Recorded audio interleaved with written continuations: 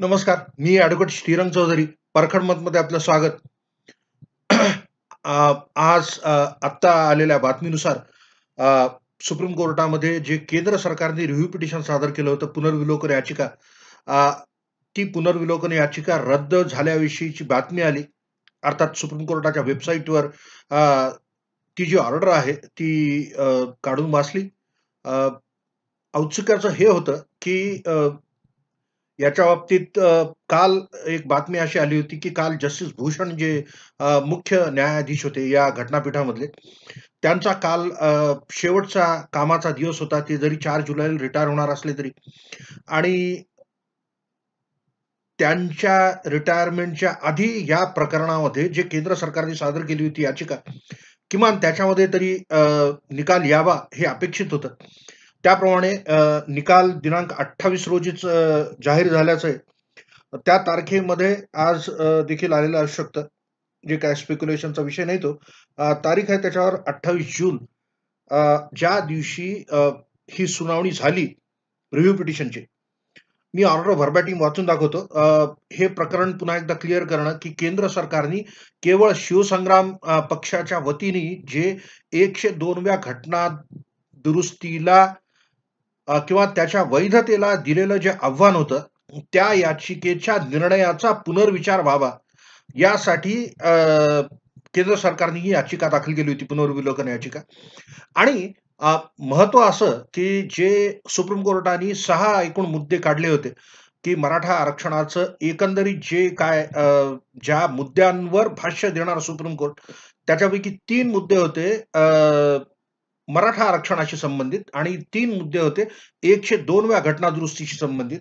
102व्या घटना दुरुस्तीचा अन्वय असा, की राज्य सरकारला आरक्षण देऊ करण्याचा जरी अधिकार असला, तरी एखाद्या वर्गाला मागास म्हणून घोषित करण्याचा अधिकार राज्य सरकारला 102व्या घटना दुरुस्तीनंतर उरत नाही, असं 3 न्यायमूर्तींनी सांगितलं होतं घटनापीठातल्या आणि 2 न्यायमूर्तींचं असं म्हणणं होतं, की अ, तसा अधिकार राज्यांना आहे. 102व्या घटना दुरुस्तीने आरक्षण देऊ करण्याचा अधिकार तर अबाधित आहेच आहे. पण एखाद्या जातीला मागास म्हणून घोषित करण्याचा अधिकार सुद्धा राज्य सरकारांना आहे.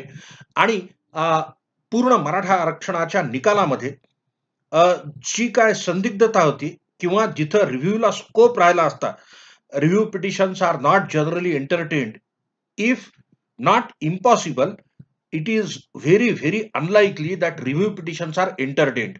म्हणजे ही अशक्य गोष्ट जरी नसली, की पुनर्विलोकन याचिकेवर विचार व्हावा, तरी पण पुनर्विलोकन याचिकेची सुनावणी होऊन पुनर्विलोकन मंजूर व्हावं आणि त्याच्यावर पुन्हा बहस व्हावी, असं फार, फार, फार क्वचित घडतं. आणि या परिस्थितीची जाणीव अ, आज जे मराठा आरक्षणाच्या बाबतीत जे नेते लोक आहेत त्यांना सुद्धा होती. अ, रिव्ह्यू पिटिशन कधी सादर करणार वगैरे, वगैरे प्रश्न जे वारंवार विचारले गेले मराठा आरक्षण उपसमितीचे अध्यक्ष श्री अशोक चव्हाण बांधकाम मंत्री महाराष्ट्र राज्य यांना, त्यांनी असं सांगितलं होतं, की दंडक असा आहे, की ज्या न्यायमूर्तींसमोर किंवा ज्या पीठासमोर निकाल लागला, त्याच पीठासमोर पुनर्विचार याचिका सुद्धा जावी. त्याच न्यायमूर्तींनी ते ऐकावं आणि मार्चमध्ये ज्या न्यायमूर्तींनी ऐकून मेमध्ये निकाल दिला, ते लोक आपलं मत फिरवतील किंवा त्यांचं कसं तरी करून मतपरिवर्तन होईल, ही अशक्यप्राय गोष्टीतली एक बाब आहे. आणि म्हणून राज्य सरकारनी मला वाटते या आठवड्यापर्यंत तरी रिव्ह्यू पिटिशन सादर सुद्धा केलं नव्हतं. केंद्र सरकारनी त्यांच्या औपचारिकतेचा भाग म्हणून अर्थात केंद्राला मराठा आरक्षणाची जी महाराष्ट्रातल्या लोकांना आपल्याला जी त्याच्याविषयीची उत्सुकता लागून राहिलेली आहे किंवा त्याच्याबाबतचं कुतूहल आहे, त्याच्याबाबतची आस्था आहे, ती केंद्रातल्या लोकांना असावी असं नाही. कारण म्हणजे इट इज फार रिमूव्हड. दुसरं म्हणजे पूर्ण देशाच्या परिप्रेक्ष्यामध्ये एक ऑर्डर झाली, जी केंद्राला असं वाटलं आपल्या विरुद्ध आहे. कारण केंद्राने अटर्नी जनरल आणि सॉलिसिटर जनरल तर्फे ही भूमिका मांडली होती, की राज्यांचे अधिकार अबाधित आहेत आणि त्या दृष्टीने भरपूर चर्चा झाली होती. जस्टिस भूषणनी जे त्यांचा निकालपत्र दिलं, न्यायनिवाडा, मुख्य न्यायाधीश म्हणून त्यांनी 3 मुद्द्यांवर 5च्या 5ही न्यायमूर्तींचं एकमत झालं. एक म्हणजे मराठा आरक्षण देण्याचे मराठा समाज मागास आहे हे आयडेंटिफाय करण्याचे अधिकार अ, असले ह्याच्याबाबत जरी वादविवाद असले नसले तरी पण मराठा आरक्षण अयोग्य आहे हे 5ही न्यायमूर्तींनी एकामुखाने सांगितलं होतं.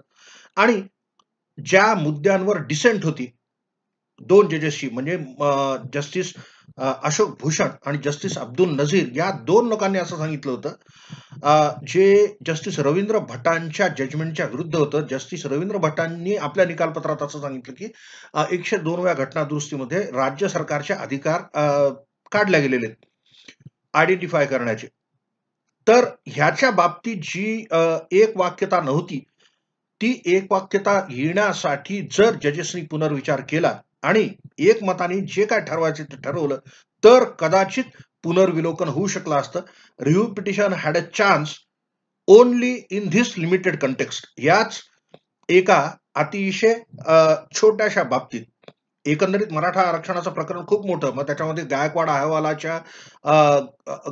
आयोगाच्या अहवालाची वैधता, मग एक्स्ट्राऑर्डिनरी सर्कमस्टान्सेस आहेत की नाही आणि विशेष असाधारण परिस्थिती आहे का नाही, 50% मर्यादेच्या वर देता येतं का नाही, हे अनेक मोठे मुद्दे जरी असले तरी राज्याच्या अधिकाराबाबतचे 3 मुद्दे जे होते, त्यांच्याविषयी डिसेंट होतं, त्यांच्याविषयी एकवाक्यता नव्हती आणि याचा धागा पकडून केंद्राने आपली मर्यादित स्वरूपाची याचिका ही सादर केली होती. ती आज खारिज झाली. त्या याचिकेवरच्या आदेशामध्ये काय म्हणलंय हे मी वाचून दाखवतो. It is a very short order. Application for oral hearing is rejected. जे तोंडी युक्तिवाद ऐकून घ्यायचे होते, तो जो अर्ज होता, ती याचिका खारिज करण्यात आली. We have gone through the review petition filed against the judgment dated 5/5/2021 in writ petition number so and so. जे 102व्या घटना दुरुस्तीच्या वैधतेला आव्हान देणाऱ्या याचिकेमधलं जो निवाडा होता, त्याचं पुनर्विलोकन याचिकेतल्या अर्जाचं आम्ही अवलोकन केलं, वाचन केलं. आणि ह्याच्यामध्ये जे मुद्दे घेतलेले आहेत, the grounds taken in the review petition do not fall within the limited ground on which review petition can be considered. पुनर्विलोकन याचिका ज्या बाबतीत ऐकल्या जाऊ शकते किंवा पुनर्विलोकन होऊ शकतं, असे कुठलेही मुद्दे या याचिकेमध्ये उपस्थित करण्यात आलेले नाहीत आणि त्याच्यामुळं पुनर्विलोकन करण्यासारखी कुठली परिस्थिती नाहीये. The various grounds taken in the review petition have already been dealt with in the main judgment.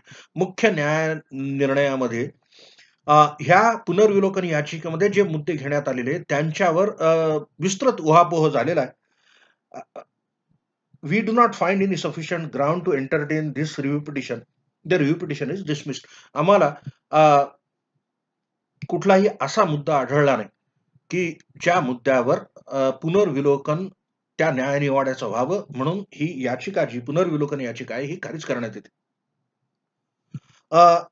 हे जे एक सांगणं असं की कायदा निष्ठुर असतो आणि फार कमी शब्दांमध्ये काय पोझिशन आहे ती क्लिअर झाली. इथून पुढे जे रिव्ह्यू पिटिशन्स आहेत, काही खाजगी व्यक्तींनी सुद्धा दाखल केलेत.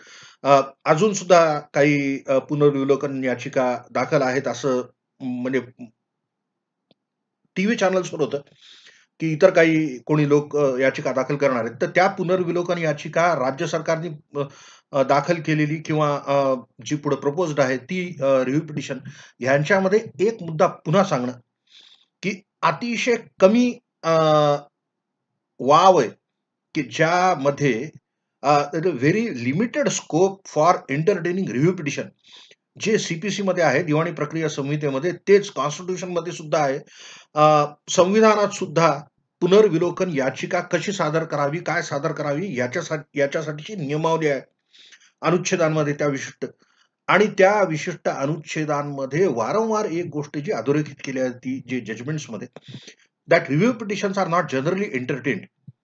आणि हे असताना आता चित्र अधिक स्पष्ट झालंय की राज्य सरकारांचे अधिकार काढून घेतल्याचा जो निर्णय सुप्रीम कोर्टाने दिला, त्याच्यावर आता पुनर्विचार होणं नाही.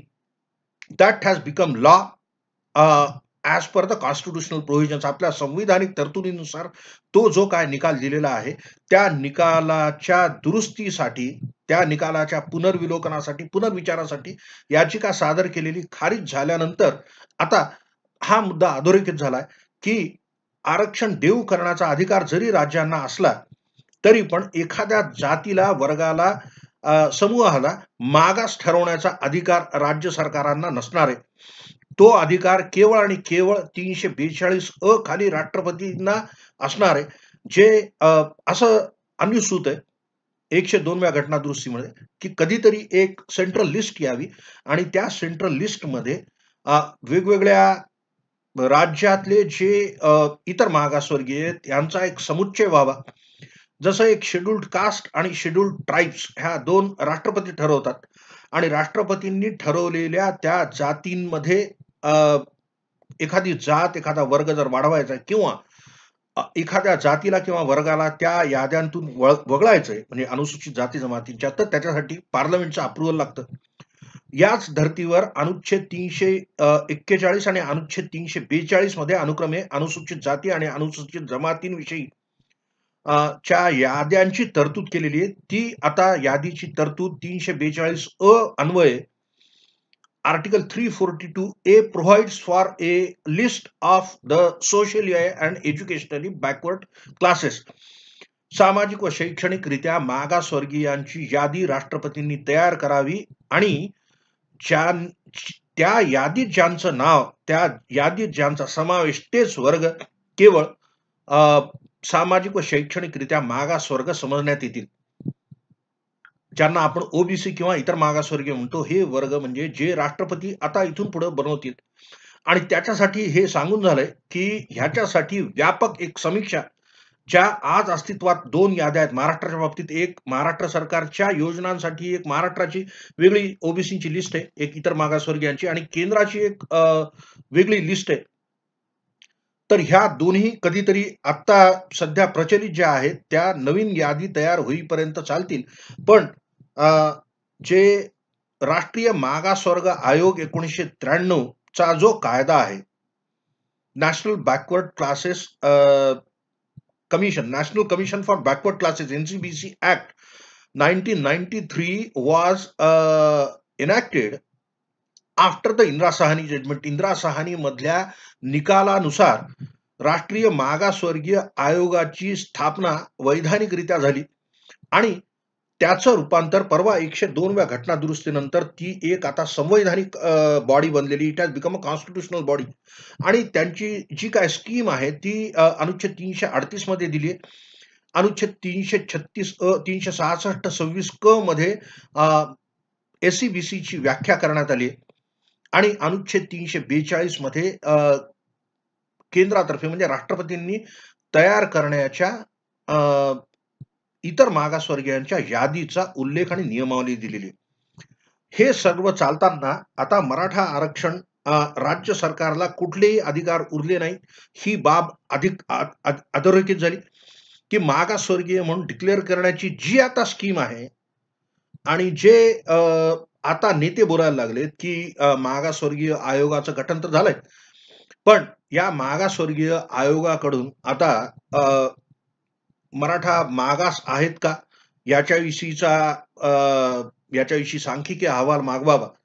आणि हे जरी झालं तरी पण 2018 मध्ये गायकवाड आयोगाने जो अहवाल तयार केला त्याच्यामध्ये जे त्यांनी निष्कर्ष मांडले, ते निष्कर्ष एकदा सुप्रीम कोर्टाने खोडून काढल्यानंतर आता मराठा जातीला मागास म्हणून दर्जा देण्यासाठीची जी कवायत आहे ही इतकी सोपी राहिलेली नाही. आता नव्याने डाटा गोळा करणं वगैरे वगैरे ती जी ड्यू प्रोसेस आहे ती ड्यू प्रोसेस होईल आणि अधिकार केवळ राष्ट्रपतींना असल्यामुळं जी 338 मधली जी प्रक्रिया आहे ती राबवून आता मराठा आरक्षणाचं ह्याच्या पुढे होईल. तर मराठा आरक्षणाचे सर्वाधिकार आता राष्ट्रपतींना असल्याचं पुन्हा एकदा अधोरेखित झालंय आणि बाकी इतर ज्या मराठा आरक्षणाशी निगडीत इतर ज्या काय मागण्या आहेत त्यांच्याविषयी योग्य ते निर्देश राज्य सरकार देईल. आणि सगळ्यात महत्वाचं म्हणजे भरती प्रक्रिया जी आतापर्यंत रखडलेली आहे त्याच्यामध्ये 3-4 गोष्टी महत्वाच्या पुन्हा एक वार सांगणं. एसीबीसी टू ईडब्ल्यूएस कन्व्हर्जन जे आहे, ज्याच्याविषयी की 31 मेचा विस्तृत शासन निर्णय सरकारने काढला आणि पूर्वलक्षी प्रभावाने मराठा उमेदवारांना अ, चालू असलेल्या भरती प्रक्रियांमध्ये म्हणजे 2018च्या नंतर ज्या कुठल्या भरती प्रक्रिया सुरू झाल्या मराठा आरक्षण देऊन, त्याच्यामध्ये ज्या परीक्षांमध्ये ईडब्ल्यूएसचं ऑप्शन आहे, त्याच्यामध्ये एसीबीसी टू ईडब्ल्यूएस कन्व्हर्जन करण्यासाठीची तरतूद केली आहे राज्य शासनाने. पण आता विकास आळशेच्या प्रकरणामध्ये अ, 31 मेचा जो जी-आर आहे, एसीबीसी टू ईडब्ल्यूएस कन्व्हर्जनचा, त्याच्या वैधतेलाच आव्हान देण्यात आलंय आणि ते प्रकरण 6 जुलैला आहे. तर त्या प्रकरणामध्ये राज्य सरकारने आपली बाजू लावून धरून हे जे काय कोर्टाकडून हे मंजूर करून घ्यावं एक. दुसरं अ, हे कन्व्हर्जन लवकरात लवकर करून 13% ज्या जागा मराठा जातीसाठी आरक्षित होत्या, त्या जागा खुल्या प्रवर्गाकडे परावर्तित कराव्यात. They should be converted to the open category आणि त्याच्यामधून मग पूर्ण भरती व्हावी. 100% जे 13% मराठा जातीला आरक्षित जागा खुल्या प्रवर्गाला देऊन, मग खुल्या प्रवर्गाला एकूण जागांच्या 38% देऊन एसीबीसी टू ईडब्ल्यूएस कन्व्हर्जन देऊन ज्या मराठा मुलांना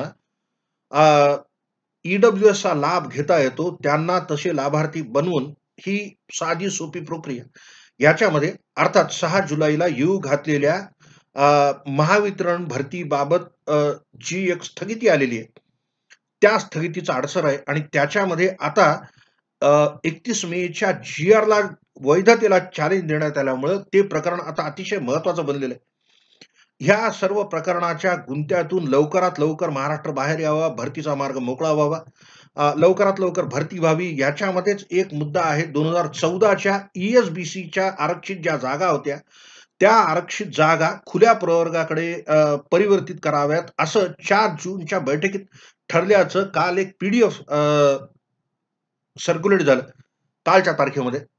आणि त्या काल का परवा आणि त्याच्यामध्ये असं आहे, की ज्या ई-एस-बी-सी 2014च्या जागा ज्या रिक्त ठेवल्या होत्या, 11 महिन्यासाठी भरती ज्या केल्या होत्या, तदर्थ नेमणुका म्हणू त्याला किंवा तात्पुरत्या स्वरूपाच्या ज्या नेमणुका होत्या, त्या नेमणुका कायम कराव्यात, असे आदेश सरकारने दिल्याचं दिसतंय. ह्याच्याविषयी पूर्णत्व यावं, लवकरात लवकर ह्याच्याविषयी क्लॅरिटी यावी. एम-पी-एस-सीनी केवळ 12 परीक्षांसाठी एसीबीसी टू ईडब्ल्यूएसचं ऑप्शन एक्सरसाइज करायला लोकांना वेळ दिला होता. ती सुद्धा मुदत माझ्या मते संपून गेली आता आणि ह्याच्यानंतर लवकरात लवकर निवड याद्या रिवाईज व्हाव्यात आणि एसीबीसी टू कन्व्हर्जन एक आणि दुसरं 13% जागा मराठा जातीच्या आरक्षित जागा खुल्या प्रवर्गाला देऊन याद्यांची पुनर्रचना होऊन लवकरात लवकर नियुक्तीपत्र द्यावं उमेदवारांना, जे गेले 2 वर्षांपासून प्रतीक्षेत आहेत उमेदवार.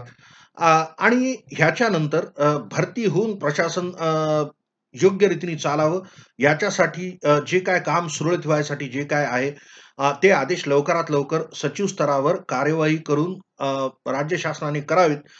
ही माझी या व्हिडिओद्वारे विनंती. मी ॲडव्होकेट श्रीरंग चौधरी परखडमतसाठी. आपण हे ऐकून घेतलं धन्यवाद. माझे व्हिडिओ जर आपल्याला आवडत असतील तर लाईक करा. माझ्या चॅनलला सबस्क्राईब करा परखडमत आणि हा व्हिडिओ तुमच्या मित्रांशी, ग्रुप्सवर आणि परिचितांना शेअर करायला विसरू नका. आरक्षणाविषयीच्या वेगवेगळ्या घडामोडींविषयी माहिती देणं हे मी माझं काम समजतो आणि केवळ आरक्षणाविषयीची माहिती सुयोग्य रीतीने आपणापर्यंत पोहोचावी, हाच माझा प्रयास. पुन्हा एक वार हे आपण ऐकून घेतलं याच्याविषयी धन्यवाद.